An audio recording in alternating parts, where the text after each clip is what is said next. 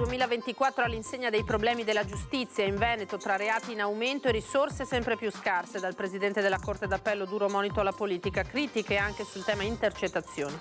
Il sottosegretario alla giustizia Ostellari: voglio guardare il bicchiere mezzo pieno, dice, annuncia per maggio il G7 della giustizia proprio a Venezia.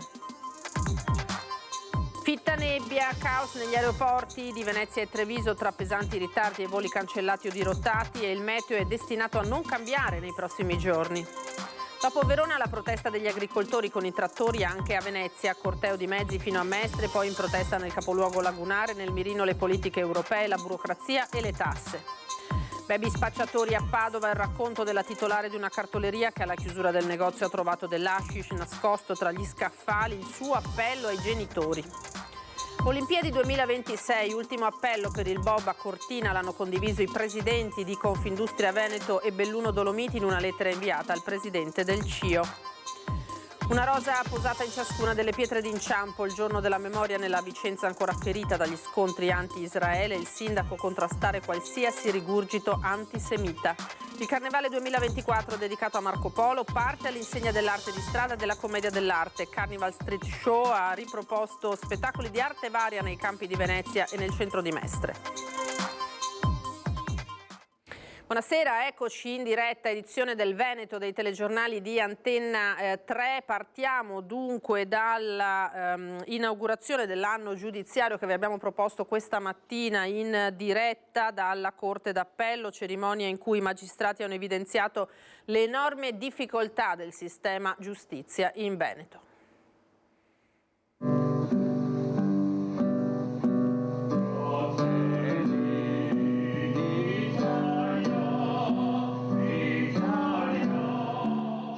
L'inno nazionale ed un breve intrattenimento musicale per compensare una cerimonia dove saranno versate lacrime. Così il presidente della Corte d'Appello di Venezia, in apertura dell'inaugurazione dell'anno giudiziario, lacrime per la situazione in cui versa la giustizia in Veneto, a partire dalla preoccupante carenza di personale, la terza più grave in Italia, sia per i magistrati che gli amministrativi. Mancano le risorse e ciò ci impedisce, ribadisce il presidente, di fare quella giustizia di qualità che vorremmo. E appare quindi curioso che tra coloro che dovrebbero dare le risorse con la legge e con l'attività di governo, troppo spesso vengano attribuite alla magistratura le responsabilità per l'inadeguato funzionamento della giustizia. E gli effetti sono sotto gli occhi dei cittadini. Sono continuamente costretto a delle scelte impegnative che non spettano a me. Se non posso fare tutti i processi e qualcosa va in prescrizione, alla fine devo scegliere che cosa va in prescrizione. I dati sono preoccupanti, i reati sono in crescita e quando anche la singola voce è in calo, ad esempio terrorismo, non è certo per la diminuzione di quel tipo di reato. E della sempre maggiore farraginosità della normativa processuale, con particolare riferimento alla materia delle intercettazioni. Rincara la dose il presidente del Consiglio dell'Ordine degli Avvocati di Venezia. Abbiamo una situazione che non esito a definire drammatica con riferimento all'ufficio del giudice di pace, che è divenuto il luogo dove quotidianamente viene negata giustizia. Non posso che sperare che l'attuazione dell'autonomia differenziata con la richiesta da parte della Regione anche di questa materia possa portare qualche beneficio. Guarda il bicchiere mezzo pieno il sottosegretario alla giustizia Andrea Ostellari, snocciolando i dati e gli accordi prossimi che porteranno nel giro di un paio d'anni all'incremento della pianta organica nei tribunali del Veneto, annunciando anche un importante appuntamento che si svolgerà a Venezia. Il contrasto del crimine organizzato transnazionale sarà tra gli argomenti centrali di un evento straordinario nell'agenda del G7 Giustizia in programma durante la presidenza italiana proprio qui a Venezia nel maggio di quest'anno. La politica risponde all'appello della magistratura in difficoltà per l'assenza di personale. L'obiettivo è aumentare le assunzioni, ma è un processo che richiederà degli anni. Denunciata con forza la cerimonia di apertura dell'anno giudiziario 2024 alla Corte d'Appello di Venezia, la carenza di personale di cui soffre a tutti i livelli la magistratura in regione rappresenta uno dei problemi più gravi che deve affrontare l'amministrazione della giustizia in Veneto. Tutto il sistema per le assunzioni che è stato inaugurato, che si è aperto per rimpinguare l'organico di magistrati, è stato fatto per, lo sappiamo, un magistrato non lo crea in 3 mesi. Come i medici non li crea in 3 mesi, perché parliamo anche di problematiche anche estese. Sulla questione anche del personale amministrativo, anche questo veramente preoccupante, da anni lo trasciniamo.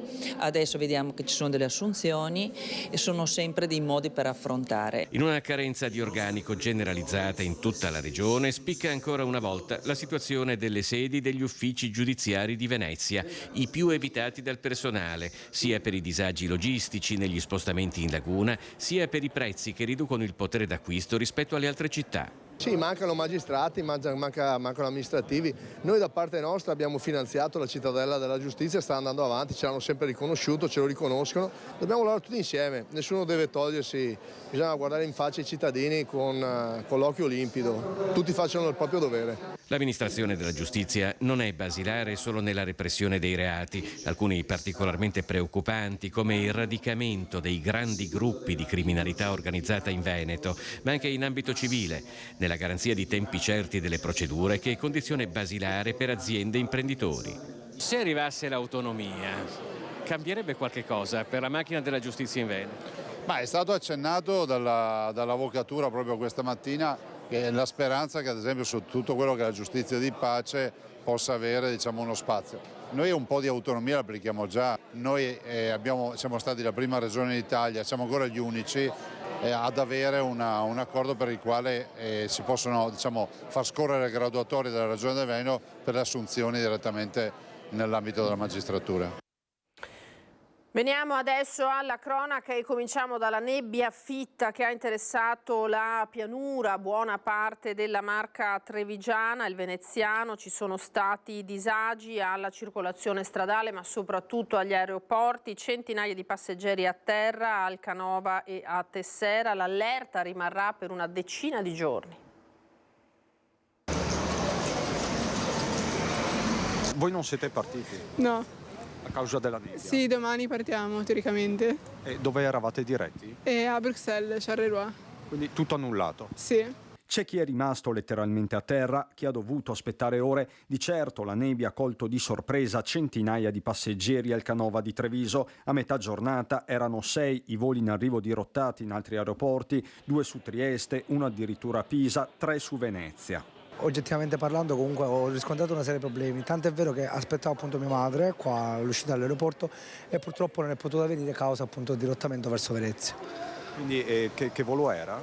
Era il volo da Trapani, esattamente da Trapani Birgi. Speriamo in un rimborso a questo punto, quantomeno delle compagnie aeree. Copione simile per le partenze da Treviso, 2 le cancellazioni mentre un volo è stato rinviato di quasi 24 ore. In mezzo tanti ritardi, soprattutto nelle rotte verso l'est Europa, un calvario arrivare a Tirana e Bucarest.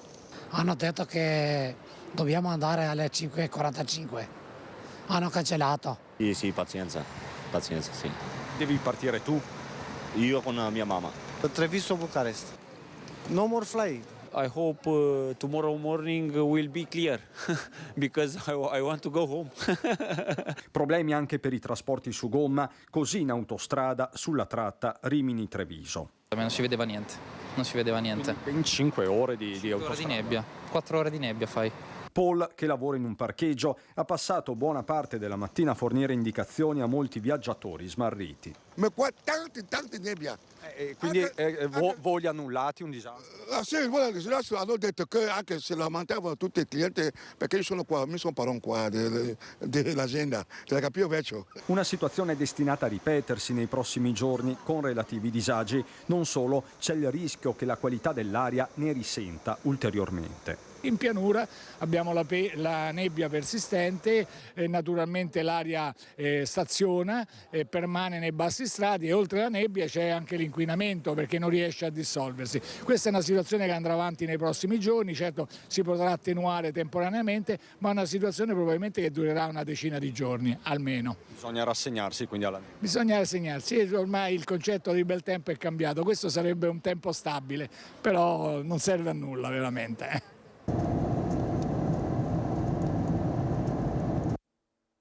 Nebbia che non ha fermato la protesta degli agricoltori, dopo Verona, trattori anche a Venezia.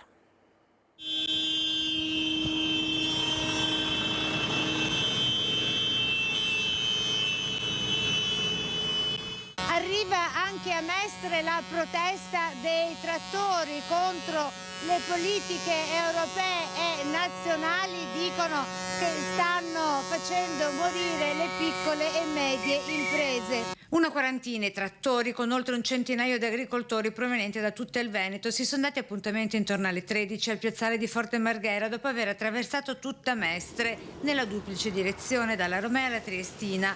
La protesta sulla scia di Francia e Germania contro le politiche green dell'Unione Europea. Questa Europa sta distruggendo il mondo, lo distrugge lei, lo sta distruggendo lei. Vogliono il latte sintetico, vogliono la carne sintetica, vogliono le verdure sintetiche per un solo loro scopo, il business di qualcuno a discapito di tutta l'agricoltura. Nel nostro Veneto intanto sta accadendo che purtroppo ci sono parecchie richieste da parte di terzi di comprare o di dare in locazione in affitto gli appezzamenti di terreno degli nostri agricoltori. La finalità: trasformare in una distesa di pannelli fotovoltaici ciò che ora è terreno agricolo. Lungo le risaie di Caorle, in più anche oltre nella nostra zona, anche nel Vercellese, vogliono proprio fare questo tipo di scambio. Non ci vediamo un futuro davanti. Il gasolio sta aumentando giorno per giorno, alimentare il bestiame aumenta giorno per giorno, produrre cereali è diventato improponibile. Abbiamo troppe spese rispetto ai guadagni che abbiamo, non riusciamo più a vivere così. Protesta proseguita poi a piedi lungo Venezia. E un centinaio invece di attivisti vestiti con tute bianche e mascherine hanno occupato in mattinata la stazione di carburanti dell'Eni alla rotatoria autostradale di Villabona a Marghera. La protesta questa mattina intorno alle 11 contro il progetto di termovalorizzatore a Porto Marghera. Appesi manifesti, come vedete dalle immagini, e distribuiti volantini agli automobilisti per dissuaderli dal fare rifornimento. L'azione si è svolta senza tensioni e al termine i dimostranti hanno appunto appeso uno striscione con la scritta "Boicotta Eni, boicotta chi ci avvelena, no inceneritore". Un'assemblea popolare sul tema è stata convocata per il 22 febbraio a Marghera. E ha trascorso la notte in condizioni stabili all'ospedale San Bortolo di Vicenza la ragazzina precipitata ieri dalla Basilica Palladiana. Nel frattempo la polizia sta setacciando testimonianze e immagini di videosorveglianza.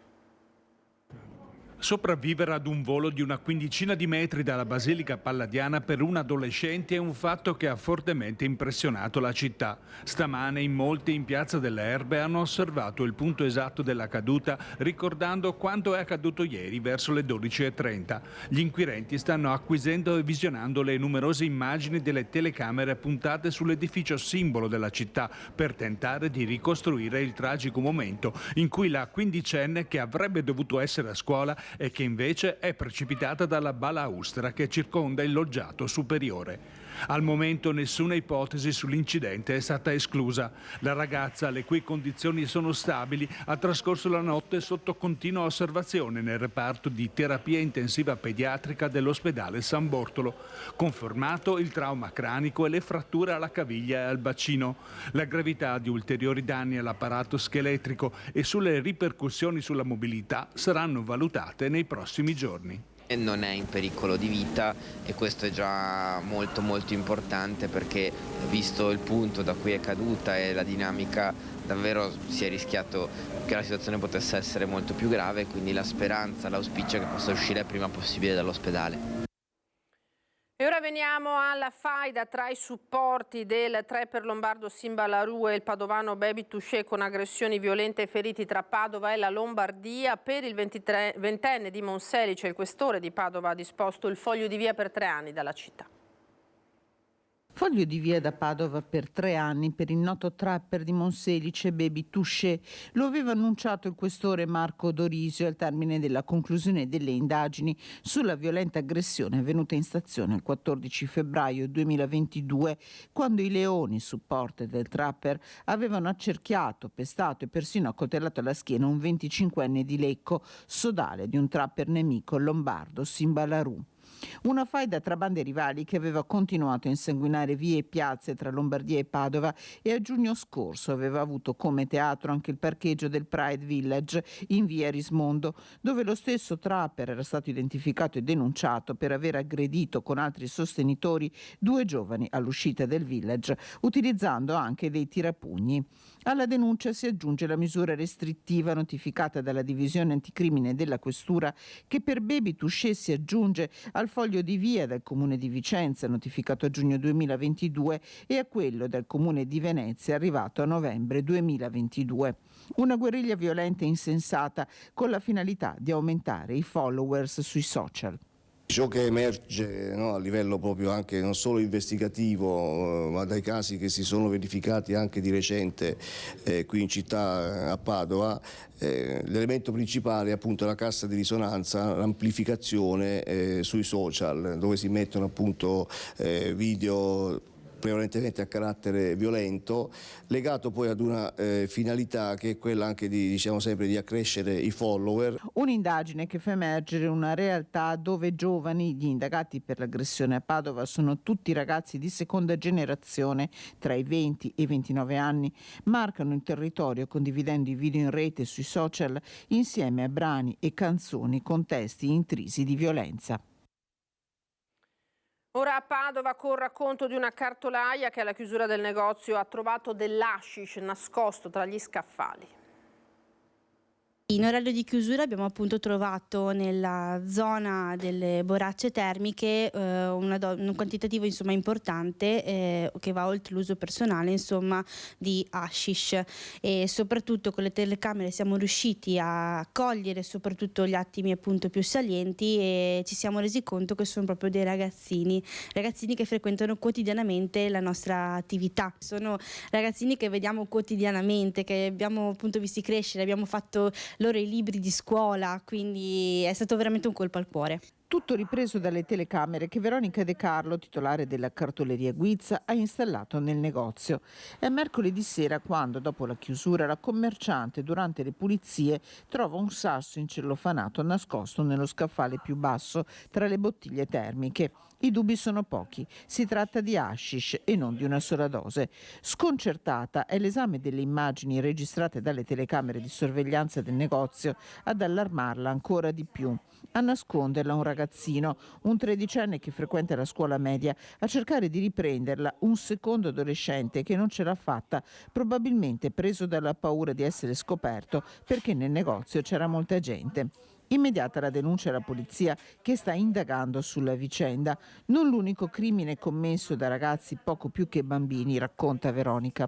Sono partiti con piccoli furti e piccoli dispetti che dopo comunque nel quotidiano sono molto frequenti, e noi siamo sempre stati appunto in silenzio, ma abbiamo fatto comunque nei social un appello proprio ai genitori di stare più vigili, di guardare molto di più i loro figli. Un appello che ha fatto rumore sia nella vicina scuola sia tra le famiglie. A fare piccoli furti sono soprattutto ragazze organizzate e decise, ci racconta Veronica, che hanno rubato anche in altri negozi e nel vicino parchetto sembra si spartiscano il bottino. Un fenomeno preoccupante che vede protagonisti giovanissimi, tutti tra i 13 e i 15 anni. Ha paura Veronica che il fatto si ripeta e che per questo alle famiglie dice: un appello che va ai genitori è guardare, stare molto attenti a magari i soldi in più che si possono trovare nelle tasche, che magari gli date, che si trovano appunto nell'astuccio della scuola, magari delle penne che magari sono un po' più costose rispetto a quelle che prendono di solito, del materiale nuovo che voi non gli avete acquistato,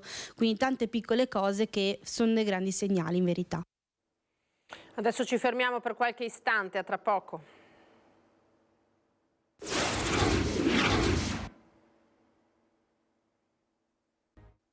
Eccoci di nuovo in diretta, edizione del Veneto dei telegiornali di Antenna 3. Adesso parliamo di Olimpiadi, ultimo appello per il bob a Cortina. L'hanno condiviso i presidenti di Confindustria Veneto e Belluno Dolomiti in una lettera inviata al presidente del CIO. Una lettera scritta a 4 mani, mossa dall'urgenza e dalla preoccupazione. Le gare di bob, slittino e skeleton devono essere assegnate senza esitazione alcuna a Cortina d'Ampezzo. La convinzione di Enrico Carraro e di Laurent Berton, rispettivamente presidenti di Confindustria Veneto e di Confindustria Belluno Dolomiti, è messa nero su bianco nella missiva inviata ieri a Thomas Bach, presidente del Comitato Olimpico Internazionale, che entro fine mese pronuncerà la decisione definitiva sulla sede delle gare di scivolamento su ghiaccio. Nell'appello al numero 1 del CIO, Carraro e Berton invitano a considerare che la mancata assegnazione delle gare a Cortina rischia di innescare un effetto domino capace di azzerare la portata dell'evento. Un'ipotesi che vogliamo scongiurare, affermano i vertici degli industriali, che rigettano, si legge testualmente, le rappresentazioni di alcune associazioni ambientaliste che, seppur assolutamente minoritarie, fanno la voce grossa dimenticando che una montagna viva non può prescindere da infrastrutture e opere sostenibili ed efficienti. In ballo, proseguono Carraro e Berton, c'è molto di più di una semplice pista da bob, c'è il sogno olimpico di un intero territorio che non può svanire per mere posizioni ideologiche o preconfezionate. Una stoccata al pensiero delle associazioni ambientaliste, le quali però nei giorni scorsi hanno reso nota la decisione inamovibile del CIO, comunicata da Christine Kloster, presidente della commissione di coordinamento del CIO. La costruzione o ricostruzione di una nuova infrastruttura non è essenziale per le competizioni di bob, slittino e skeleton nelle Olimpiadi invernali Milano-Cortina 2026. Al match point mancano 4 giorni. Andiamo a Vicenza ora per il giorno della memoria, giorno ancora più sentito dopo gli scontri della scorsa settimana.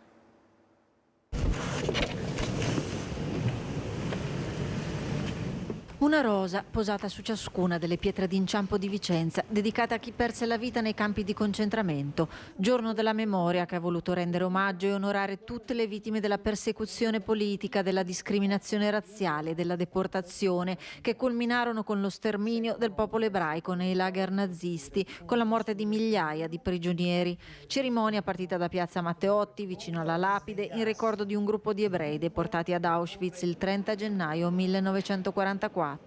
Una giornata in cui, in un clima di tensioni internazionali, si inserisce anche il contesto vicentino alla luce dei recenti scontri per le manifestazioni anti-Israele della scorsa settimana. È chiaro che per noi aveva un significato particolare oggi, in un tempo in cui comunque ci sono rigurgiti antisemiti molto forti, non soltanto in Italia ma in tutta Europa e in tutto l'Occidente, e poi a Vicenza dopo quello che è successo la settimana scorsa, anche se è importante sempre fare la distinzione tra la religione ebraica e Israele, nel senso che lì si parla dello Stato di Israele, in questo caso si parla di quello che è avvenuto il genocidio di un popolo e ad una religione e ad una fede, ma da questo punto di vista a Vicenza, alla luce delle violenze che sono successe la settimana scorsa, era ancora più forte e più importante ribadire questo messaggio. Presenti cittadini e autorità. Il prefetto Salvatore Caccamo, che ha voluto ribadire la necessità che gli intenti collettivi convergano nel rispetto della dignità umana. E lunedì, nell'ambito delle giornate per tenere vivo il ricordo, nell'aula magna del liceo Pigafetta saranno consegnate le medaglie d'onore ai familiari dei 10 cittadini vicentini insigniti, militari e civili, deportati ed internati nei lager nazisti e destinati al lavoro coatto per l'economia di guerra. E ha preso il via oggi con gli spettacoli diffusi il Carnevale di Venezia, che sapete è dedicato a Marco Polo. Ha preso il via questa mattina il Carnevale 2024 a Venezia, che sarà un viaggio affascinante sulle tracce di Marco Polo. Partenza volutamente in sordina, oggi per non creare troppe sovrapposizioni con la giornata della memoria.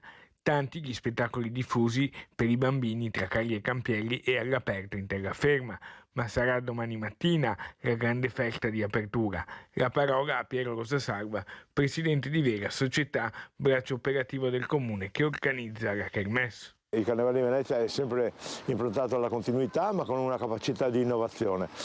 Tra la continuità non potevano mancare la Festa delle Marie, che è celebre e che è stata ormai ultra decennale, da 30 anni che si porta avanti e che anche quest'anno viene celebrata.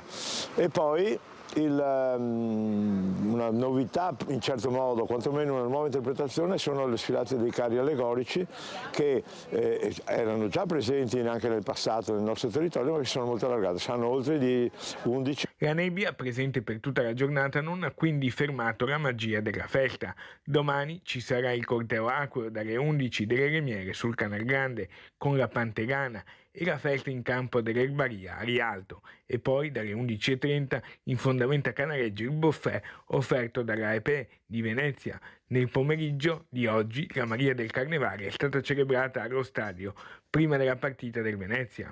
La quantità certamente è utile, necessaria, ma il Carnevale è anche destinato ai nostri residenti ed è comunque indirizzato a offrire forti iniziative di grande qualità. Era l'ultimo servizio per questa sera, grazie per essere stati con noi. Tra poco, come sempre, le previsioni del tempo, a seguire l'edizione di Venezia. Arrivederci.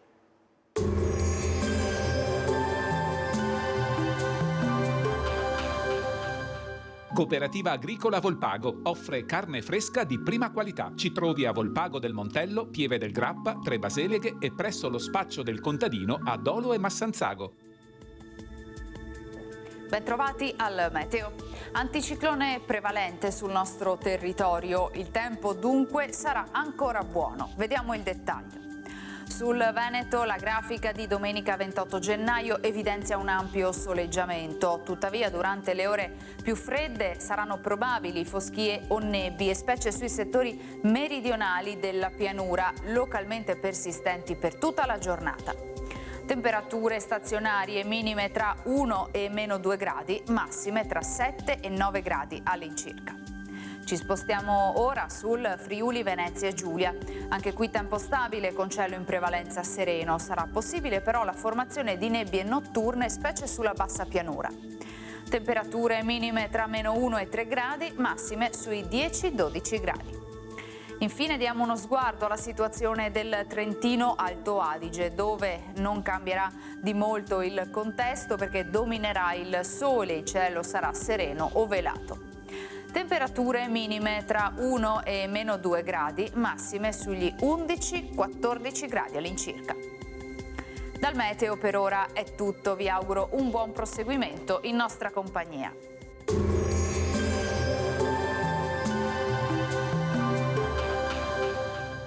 Cooperativa Agricola Volpago offre carne fresca di prima qualità. Ci trovi a Volpago del Montello, Pieve del Grappa, Tre Baseleghe e presso lo spaccio del contadino a Dolo e Massanzago.